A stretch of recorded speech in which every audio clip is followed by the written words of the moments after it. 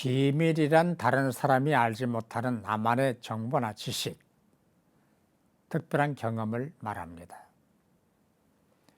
그러나 시간이 흐르고 정보가 새어나가면 비밀이 드러나게 되고 누구에겐가 비밀을 털어놓으면 그 시간부터 비밀이 아닙니다.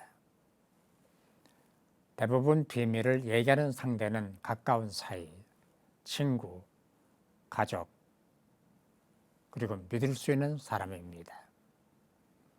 적에게 비밀을 털어놓는 것을 이적 행위라고 하기도 하고 간첩 행위라고 말하기도 합니다.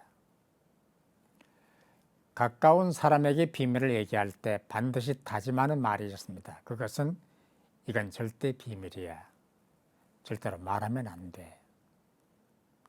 그런데 그 사람이 다른 사람에게 비밀을 옮기며 하는 말도 마찬가지입니다. 절대 비밀이야. 말하면 안 돼. 그러면서 옮깁니다. 마침내 비밀은 돌고 돌아서 퍼지게 됩니다. 모 일간지 기획 기사 가운데 건강 속설 얼마나 맞을까라는 기사가 있었습니다. 큰 제목들 가운데 아침 냉수 한 잔은 최고의 명약이다. 운동을 지나치게 많이 하면 빨리 늙는다. 열이 많은 사람에게는 인삼이 나쁘다. 발이 저리면 혈액순환이 안 좋다. 아침 사과는 명약, 저녁 사과는 독약. 대충 이런 속설들이 맞느냐 안 맞느냐를 다루고 있었습니다.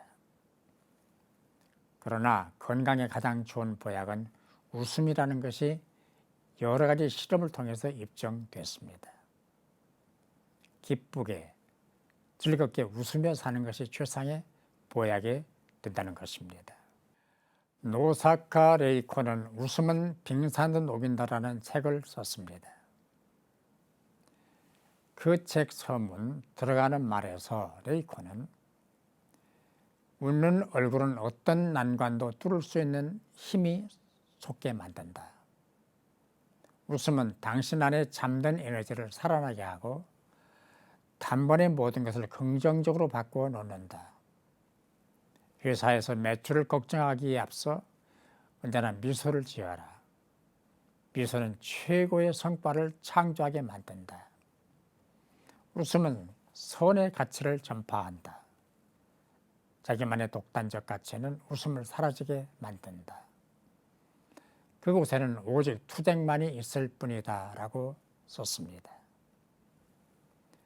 그는 웃음에는 세 가지 요소가 있다고 했습니다. 첫째, 밝다는 것입니다. 마음이 늘 밝으면 호르몬과 뇌파의 파동이 좋아져서 모든 일이 수월하게 풀린다는 것입니다. 둘째는 따뜻하다는 것입니다. 웃는 사람에게서는 따뜻한 느낌이 전달되고 그 따뜻함의 원천은 사랑이라는 것입니다. 셋째는 활기가 있다는 것입니다. 웃음은 자신과 공동체의 활기를 불어넣어서 필요한 능력이 개발된다는 것이 그분의 얘기였습니다.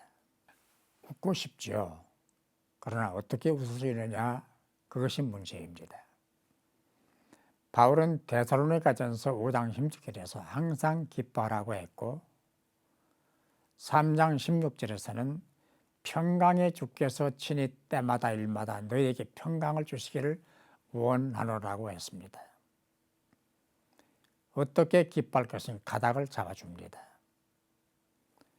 주님께서 평강을 주실 텐데 그 평강으로 항상 기뻐하라는 것입니다. 예수 믿고 받고 누리는 행복, 기쁨, 즐거움, 구원, 감사, 평안, 이 모든 것은 우리에게만 알려주신 비밀입니다.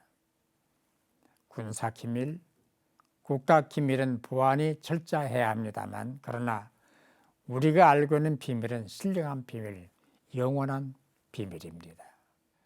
바울은 그리스도인들은 비밀을 맡은 자라고 했습니다. 맡은 자란 청직이라는 뜻입니다. 청직에는 지키고 관리하고 증식시킬 책임이 있습니다. 우리가 맡은 복음의 비밀은 지키기만 하면 안 됩니다. 모든 사람에게 알리고 전해야 합니다. 생명의 비밀, 구원의 비밀, 행복의 비밀이기 때문입니다. 수문장 노릇만 하지 맙시다. 달란트를 배로 증식시키는 선한 청지기가 되십시다.